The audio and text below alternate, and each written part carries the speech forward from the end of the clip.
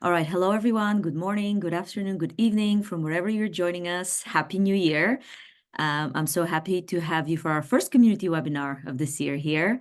Very excited for all of you to join us. We have Michael here today. He will present Kick for Kong Gateway users. Very, very, very exciting presentation for everyone who's been using Kong Gateway before. So let's take all of the questions at the end. You will see the Q&A function here on the bottom, so please put all of your questions there. This session is recorded, so you will have access to the recording on our YouTube channel afterwards. I will put the link here in the chat so you can access it and subscribe and stay up to date with all of our webinars. So Michael, please take it from here. Thank you, Dalia. Good morning, good afternoon, and good evening, everyone. I'm Michael. I'm a Senior Director of Product Management here at Kong, and one of my responsibilities is looking after the Kubernetes ecosystem. What might surprise you is that a year ago, I'd never really used Kong Ingress Controller. I was a Kong Gateway user, and I had to learn all these new concepts from scratch. So I ended up thinking, how can we share this with the world? This is actually a presentation I put together for the Kong documentation team, and I want to share it with you all today as well. Now we're going to start with Kong Gateway, so nothing to do with Kubernetes at all, because before we can understand the Kong Ingress Controller, we have to understand Kong Gateway and all the available entities that it has. First of all, there's the Kong service, and the service represents your upstream API. So Kong Gateway sits in front, and then it has to send a request somewhere. And a service has an upstream. Sometimes it's implicit. Sometimes you just provide the URL of your upstream service, and sometimes you define it explicitly with various targets. A service has one or more routes. That's what tells Kong Gateway how to route the traffic that comes in on a certain path or a certain host name to a given service. And then finally, we have consumers. A lot of people think about this as a user that is consuming the API, but we call it consumer because it's not just users. It could also be another machine for machine-to-machine communication. Kong has plugins. This is where a lot of the power of Kong Gateway comes in, and plugins can be applied to a service, to a specific route, or to a specific authenticating consumer. Plugins can be applied on a pair of entities. So, for example, when a specific consumer consumes a specific route, or when a consumer consumes a specific service. So these 5 entities, there's a lot more than this in Kong Gateway. There's keys and key sets and all kinds of things, but these 5 are the core ones that you will need to know to be successful with Kong Gateway. And there are also consumer groups. This is a feature in Kong Enterprise that allows you to group consumers and manage configuration at a group level. For example, if you have rate limits, and you need to change everyone's rate limit from 100 to 1000 per hour, instead of updating every consumer, you define that at a group level and just update it once. So these 5 entities are the core ones that you need to know to get started with Kong Gateway. And these are the 5 entities that I'm going to show you how to use on Kubernetes as well. Before we get started with Kong on Kubernetes, we're going to take a look at Kubernetes itself, because I'm assuming that everyone here knows nothing about Kubernetes. You're just Kong Gateway users. Kubernetes has some fundamental building blocks as well. The first is called a deployment. And a deployment is almost like it's a specification for how applications should be run. A deployment results in a pod being created. So if you think about deployment as a design, as a schematic, a pod is a concrete running implementation of that deployment. Here you can see that there is a containers block in the deployment. There is one image, one container, and that translates to a pod running a single container. So you've got deployment, which is the schematics, and a pod, which is a running instance. And a pod could contain one or more containers. And this is how things like service mesh works, where your application runs as one container and say the service mesh runs as a sidecar container as well. So a pod, you can kind of think of it like a running computer running multiple different processes inside. In the deployment spec, we have this template section, and here we're saying that this deployment has a label. But the key is app and the value is echo. And this is important later because we need to select all of the running pods that are running this echo application. And Kubernetes uses metadata such as labels to do this. Then finally, service. And this is what uses that metadata that we just looked at. And a service is a way to address a whole group of pods. So your deployment specifies what your pods look like. You might run one pod, you might run 10 pods, you might run 1,000,000 pods. But instead of addressing each pod individually, incoming requests will be routed to a Kubernetes service. And then Kubernetes is responsible for getting that traffic to a specific pod using some form of load balancing algorithm. So here we're defining a service called Echo, and it will point to every single pod that has the metadata label of app is equal to Echo. The service can be exposed one of three ways. Here we're defining it as a cluster IP. And cluster IP means it gets an IP address that is routable within the Kubernetes cluster, but not externally. The second type is node port, which is when the service is routable within the cluster. But also, if you go to the machine that is actually running Kubernetes on that port, you'll be able to access it.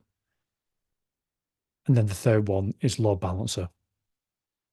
And load balancer is a service type which is allocated an explicit IP address that is routable from outside of the cluster. Load balancer is how Kong Gateway runs. Kong Gateway is a load balancer service type, so the traffic can get from the internet outside of your cluster into your Kubernetes cluster. So we've got the user here. They're sending a request. It gets to Kong Gateway, which is exposed as that load balancer running the gateway in a pod. Kong Gateway sends a request to the Echo service, which then routes to the Echo pods. The Echo pod returns the traffic back through Kong Gateway, and it gets to the user. Except, how does Kong Gateway know how to route traffic to that Echo service? Like the request comes in, but you could have hundreds of services running in this cluster. How do we tell it specifically which requests are bound for these pods running within the Echo service? Which brings us on to point 3, routing in Kubernetes. Kubernetes has 2 different ways to do routing. The first is Ingress, which is about 9 years old. It's been in GA for 5 years, and it runs absolutely everywhere. If you run a Kubernetes cluster on any cloud provider on your local machine, if you're using something like Minikube or Kind, like Ingress is there, it will work. The downsides of Ingress is that it does have limited routing capabilities, which I'll touch upon in a moment. And vendors have extended its capabilities by introducing their own annotations, but it means there's no standardization, and you have to learn specific vendor technologies to be successful.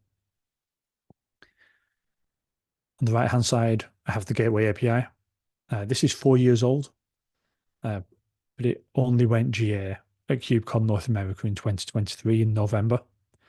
It has much more powerful routing rules, but it isn't shipped as standard in your clusters. You have to install it yourself. I'll show you examples of using both Ingress and Gateway API, and you can make a decision which you will want to use within your clusters.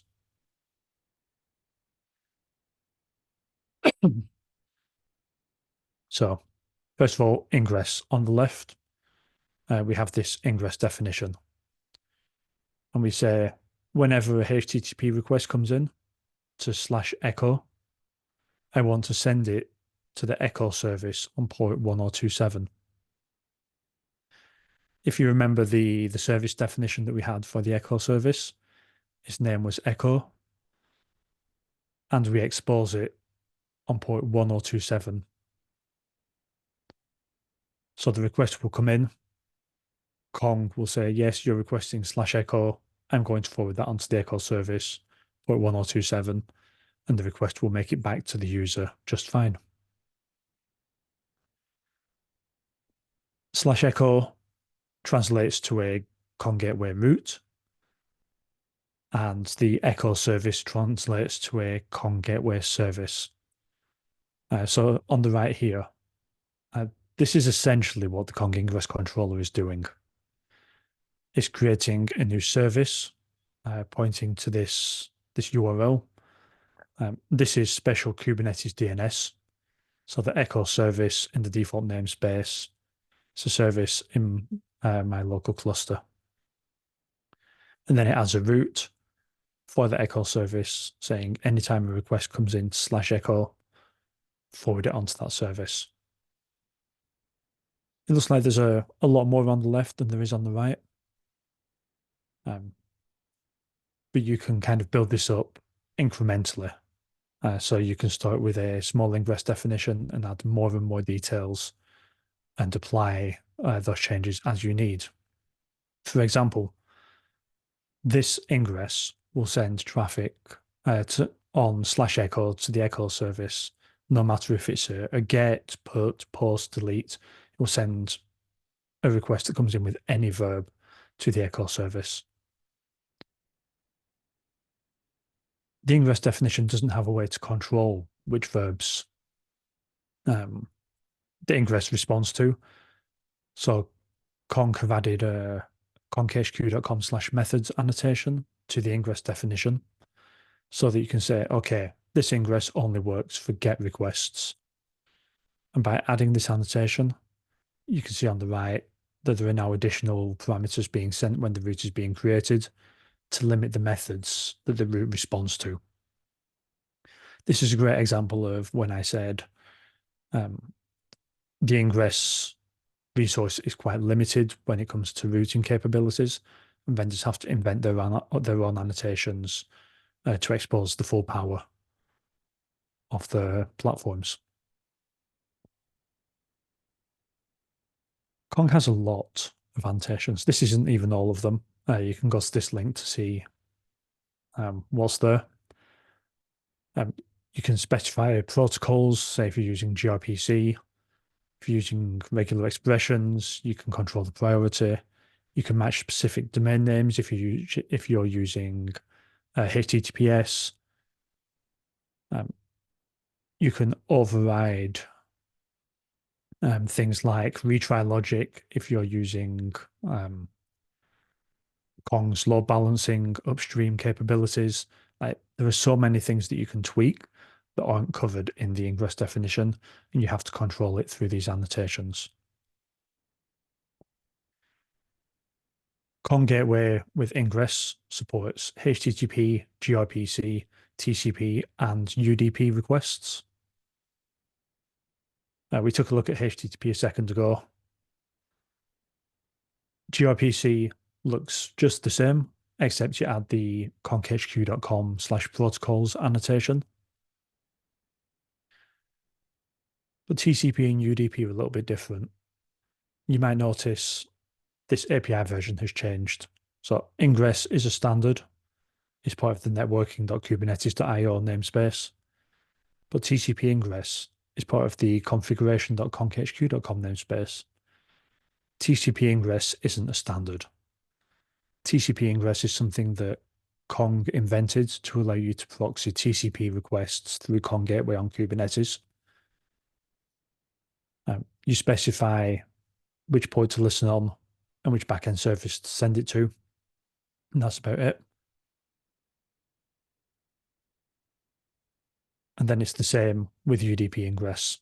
Once again, it's the configuration.conkhq.com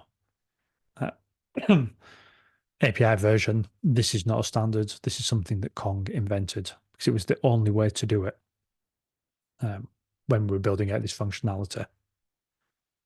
So Kong Gateway with Ingress supports HTTP, gRPC, TCP, and UDP. But there is a better way now, and that is the Gateway API. Because the Gateway API supports HTTP routes, gRPC routes, TCP routes, and UDP routes. And these are standards. These aren't something that Kong has invented. These are resources that you can create, and every vendor will provide a working implementation for them. So you get that vendor portability. The Gateway API also has much more powerful routing capabilities. For example, here's that HTTP routing rule that I showed you earlier, but this time it's a gateway resource. We say if the path prefix is /echo, then we send it to the echo service on port 1027. Still nice and easy to read. But notice how if we want to limit this to just GET requests, there is now a method parameter in the match rule for Gateway API. We don't need to invent things as a vendor. Like this HTTP route definition will work for Kong, for Nginx, for any other Ingress controller vendor that you can go out and try. You just have to learn one thing and apply it to all the different vendors.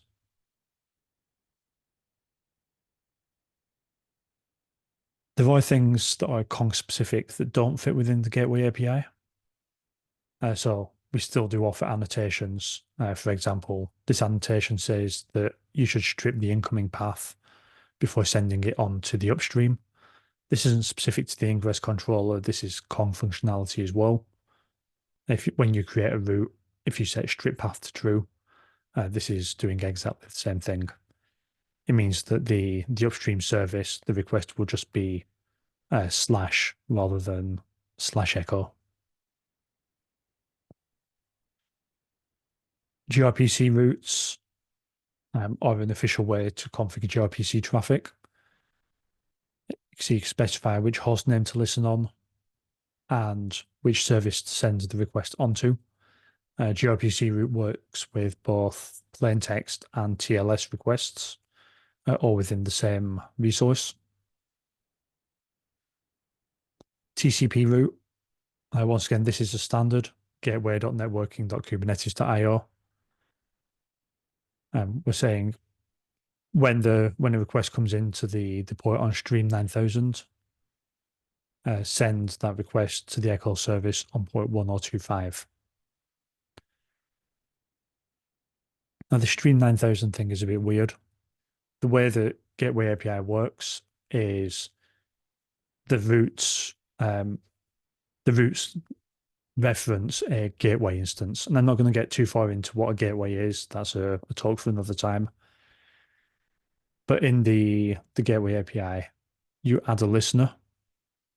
You give it a name, in this case, stream 9000, and what port and what protocol it should listen on. So here, this expands to when a request comes in, when a TCP request comes in on port 9000, forward it on to the echo service on port 1025. Then UDP is very much the same. This time, it will come in on port 9999, and we're going to send it to TFTP port 9999. So imagine that you define all of these routing rules, you write your HTTP routes, TCP routes. How does that actually make it into Kong Gateway? What translates those into configuration that Kong understands? This is where the Kubernetes Ingress Controller comes in. So Kong Ingress Controller converts Kubernetes resources to Kong configuration. It creates a declarative configuration. It makes a post request /config on Kong Gateway. Kong Gateway receives that config, parses it, loads it into memory, and then will handle API traffic. So the Ingress controller doesn't actually handle any traffic. It is only responsible for converting those Kubernetes resources to a format that Kong Gateway can understand. Right. So we talked about all the standardized things, the routing rules, ingress, HTTP route, TCP route. Now it's time to talk about some of the things that make Kong really powerful. I'm going to start with plugins. So in addition to processing all of those standard resources, the Kong Ingress controller can also process custom resources.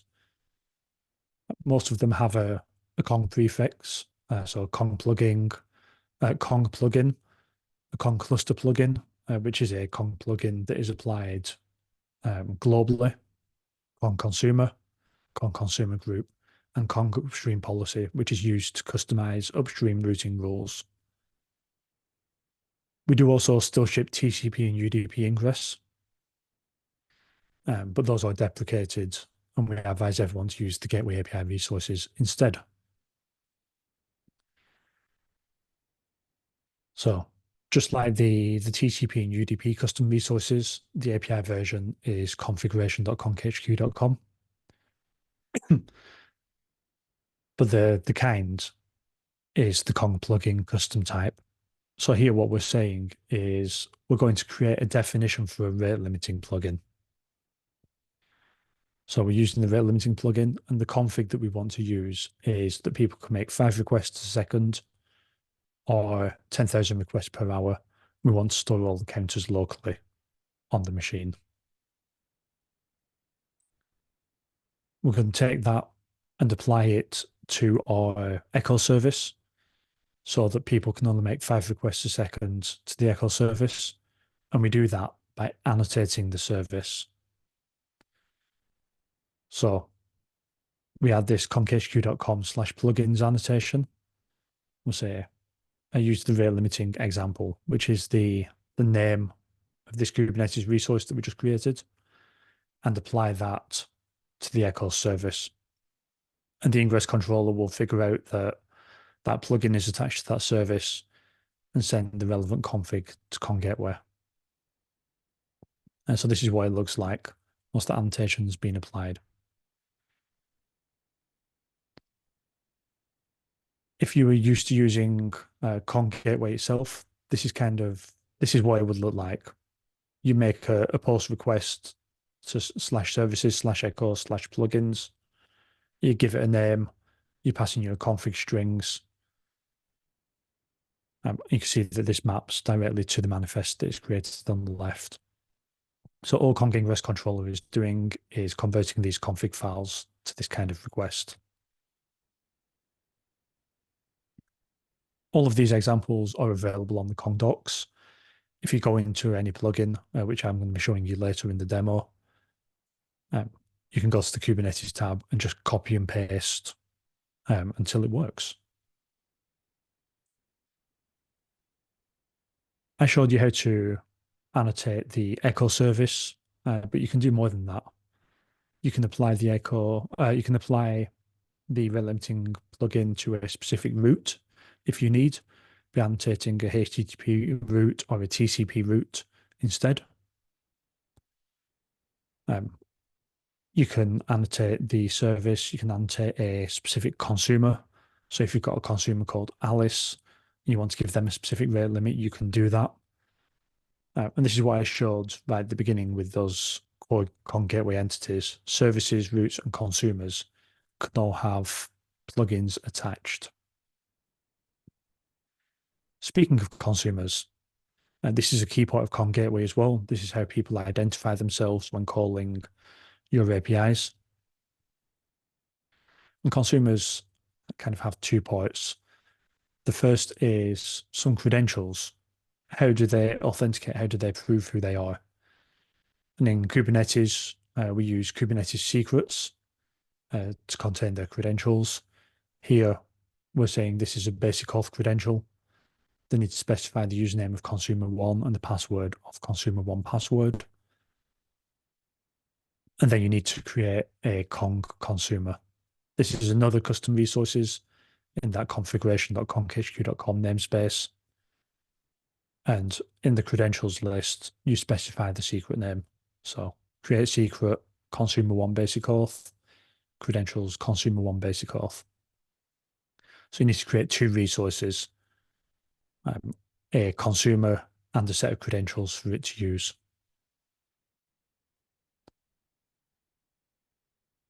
Then you can create a plugin. In this case, I'm creating the basic auth plugin, and I'm annotating the route with that. And now that echo HTTP route will only be available to people that authenticate using basic authentication. That was a lot to take in, especially that last bit with all the custom resources. So maybe it's a good time to actually show you what this looks like. So I'm going to go to docs.konghq.com and pull up the Kong Ingress Controller documentation. And I'm just going to go and create a HTTP service. There are instructions on the page. So I'm going to use the gateway APIs. I'm going to use HTTP route. So I'm just going to copy and paste my way down this page. So I'm installing the gateway API CRDs. I mentioned this gateway resource earlier. This tells Kong which ports to listen on. So listening for HTTP traffic on port 80. And then I'm going to install Kong using the Helm chart.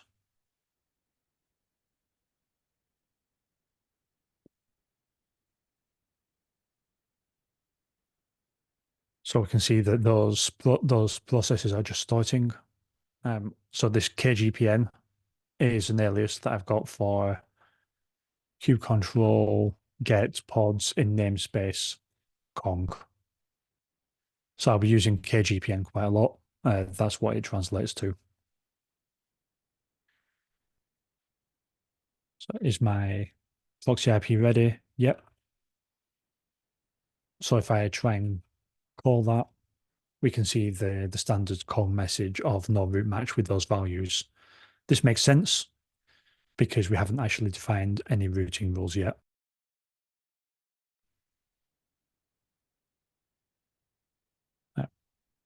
So let's carry on down. To proxy request, we need an upstream application to send a request to.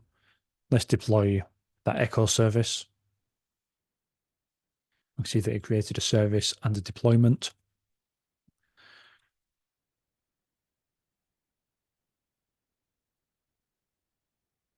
And this is very similar to what I showed you in the slide deck. It's a service.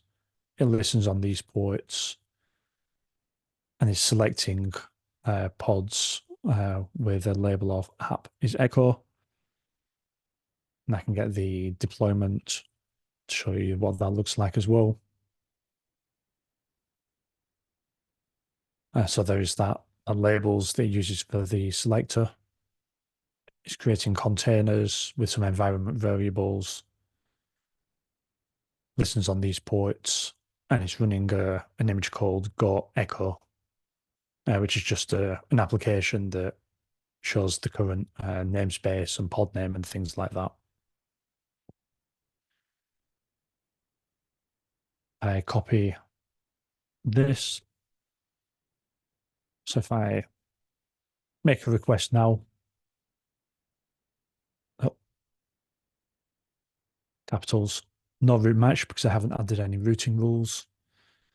But if I create a HTTP route that says any request that begins with /echo forward to echo service port 1027 and make that call request again, we can see that that request is now being proxied on to the echo service. I haven't used anything that is Kong specific yet, like the gateway API and HTTP routes. It's all just native Kubernetes. But let's go to the plugins. Let's add rate limiting.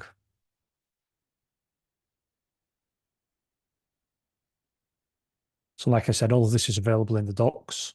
All I'm doing is copying and pasting. You can do this too. So for rate limiting, I'm going to create a Kong plugin resource that I spoke about earlier.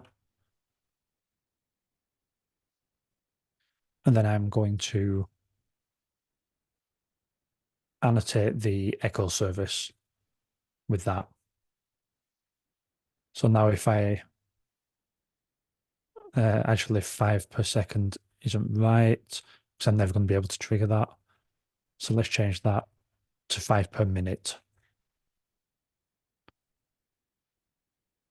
So if I make more than 5 requests per minute, this should now stop me saying that I've exceeded my rate limit. 2, 3, 4, 5. There we are. API rate limit exceeded. And that's because I got that Kong plugin that says only 5 requests per minute. And I annotated the echo service with the name of that plugin. So Kong Ingress Controllers pulled them together and sent a valid config to Kong Gateway.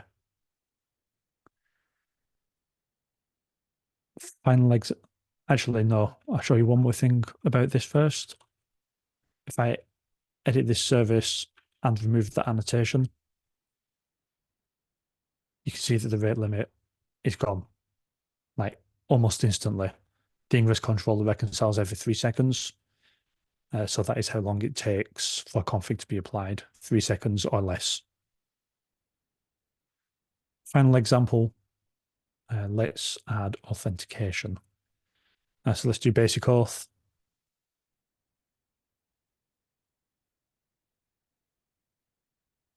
Kubernetes. So once again, I'm going to create a Kong plugin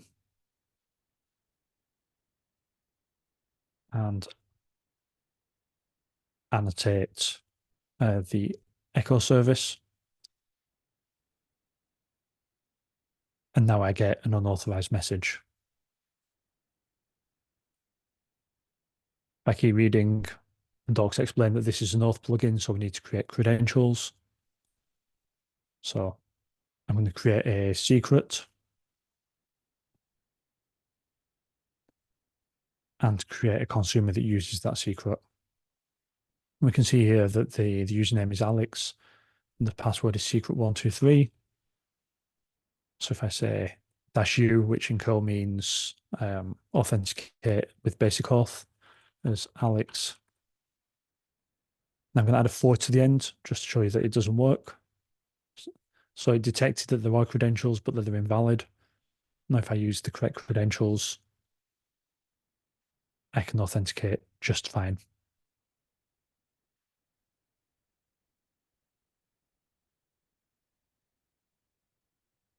You can see that the rate limiting example is still there. So even though I removed it from the echo service, it doesn't remove it from the cluster. So you can reuse that definition whenever you want. For example, if I edit this service and say rate limiting example, now both of those plugins will be applied. So I can secure my endpoint, but even when I have valid credentials, I get rate limited because I can only make 5 requests per minute. That was a very quick introduction to Kong on Kubernetes and how you configure it. Hopefully, if you were familiar with Kong gateway entities such as services and routes, the translation made sense to you. But I'm going to stop sharing now, and I'm very happy to answer any questions. Thank you so much, Michael. Yeah, we have 4 or 5 questions, 4, I think. I see them. So a question. I am confused with Kong Gateway and Kong Ingress. What's the difference between the two? I think I saw this pop up before I got to the slide that showed the ingress and the gateway next to each other. So Kong Gateway actually handles traffic and enforces policy, enforces rate limiting, authentication, things like that. Kong Ingress Controller takes Kubernetes resources and translates it into Kong Gateway config that Kong Gateway knows how to process.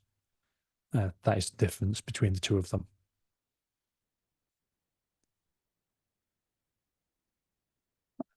When we create a gateway route, a TCP route, we don't need to create a Kubernetes ingress separately.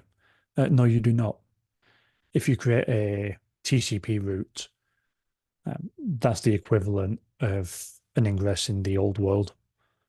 So the ingress controller will pick up that TCP route and convert that to Kong gateway configuration as needed. So no, all you need to do is define your TCP route, and we will take care of the rest. Krishna, I would like to understand whether this supports the rate limit option. Yes, you just saw it in the demo at the end. Kong Gateway and by extension Kong Ingress Controller definitely do support the rate limit option. For Kong Consumer, instead of creating a native secret, can we refer to the secret from an external secrets management system like HashiCorp Vault? Yes, you can. You can use something like external secrets to populate your Kubernetes secrets from something like HashiCorp Vault.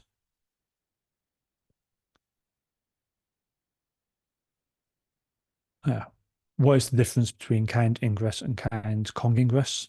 This is a great question. So ingress is a Kubernetes standard that all vendors implement.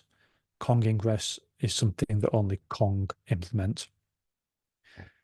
So in the early days of Kubernetes, Kong ingress was how you defined routing rules. But over time, we migrated to the standard ingress definition.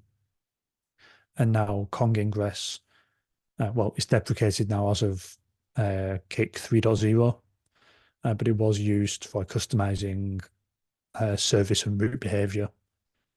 If you're looking for an equivalent in KIC 3.0, you want to be looking at Kong upstream policy, which handles things like routing rules. So should we round robin requests through the available upstream pods? Should we use consistent hashing to always send to the same pod? Things like that. So that is why Kong ingress existed, because the native ingress resource didn't have support for that. Is Kit compatible with custom plugins? Yes, it is. In fact, it's one of the easiest ways to use custom plugins. If you deploy Kit with the Helm chart, you can specify config map names that contain your custom plugin code, and we will mount those config maps in the Kong container, so that your custom plugins are available without you needing to rebuild an image or repackage or anything like that. You just specify the code for the custom plugin in a config map.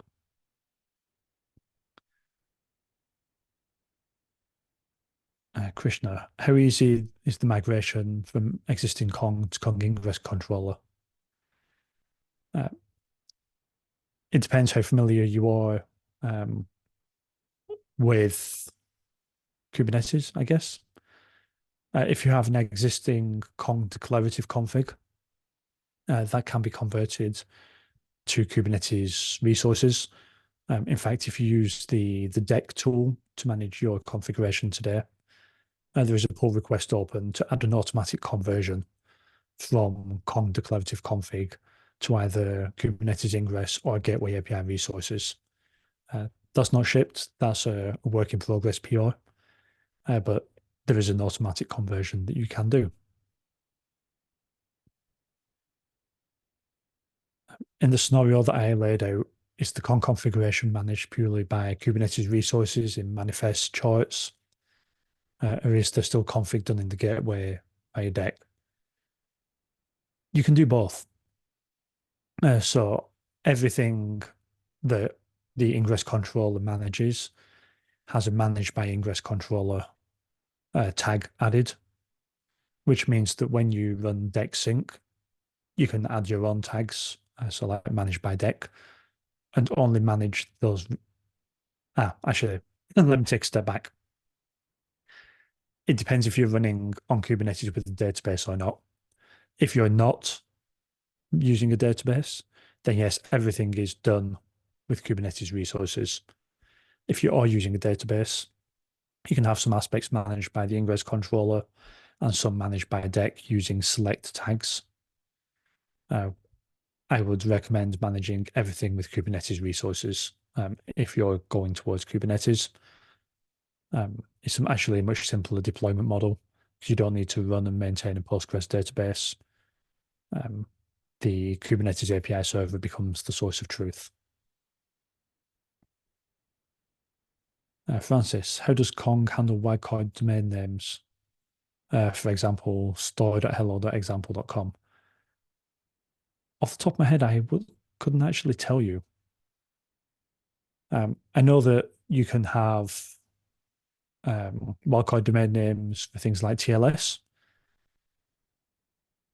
but I can't remember if it works for routing rules. I would actually have to test that. In fact,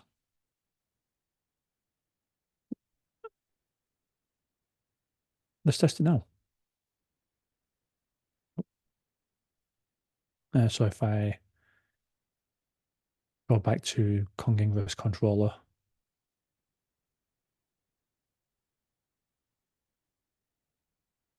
and get a HTTP route.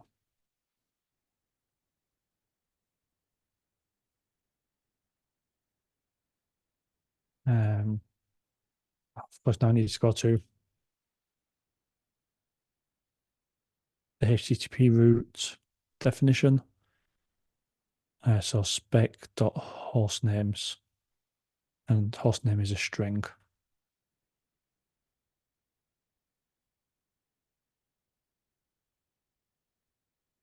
I'll just try example.com to start.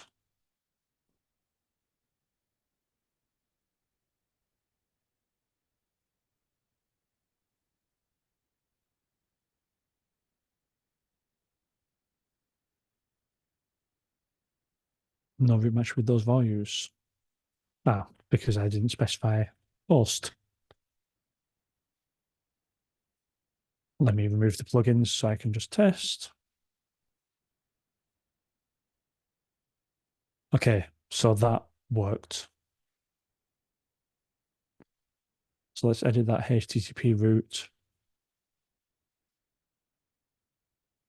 So we're doing anything.example.com.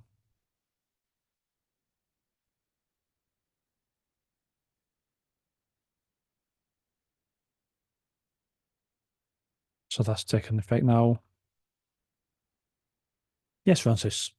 Yes, it does handle wildcards when using a HTTP route.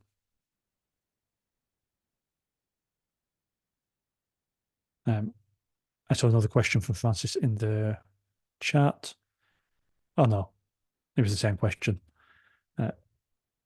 Any more questions before I hand it off to Dahlia? Yeah, let's see.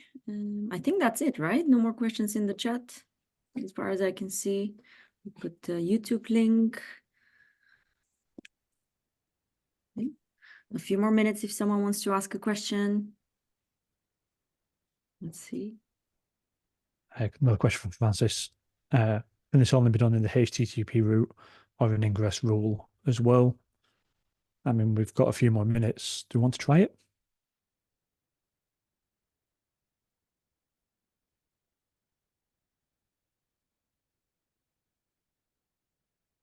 So if I delete the HTTP route and go back to the docs, You'll notice in the docs, although I was showing you the Gateway API, there's also this Ingress tab.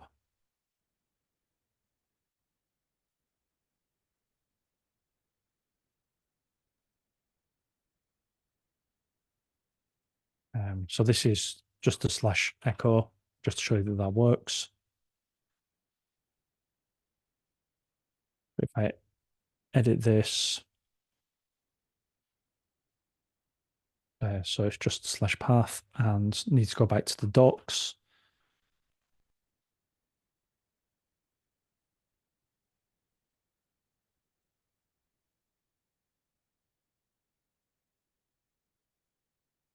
Ingress rules, an optional host.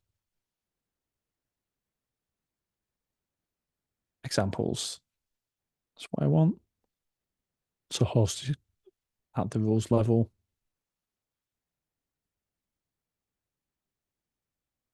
I think it was here. Yeah.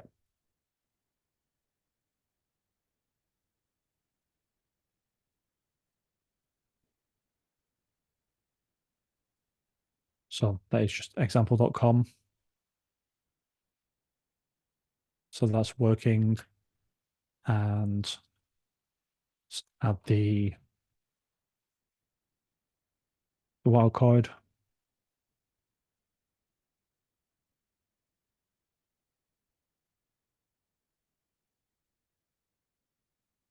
Yes, it also works with Ingress. Carter, any OPA-based plugins. I stopped showing my screen, but let me put that back. Yep, I got to the plugin hub.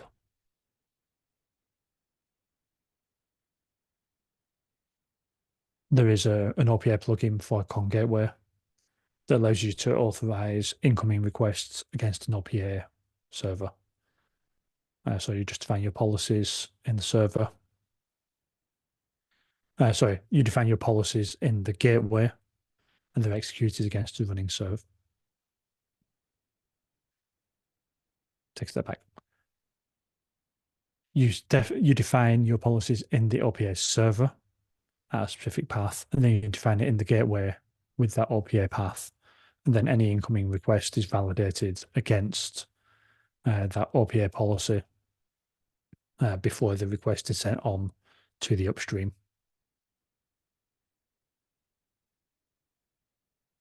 I'm glad we waited. Some good additional questions there. Yeah.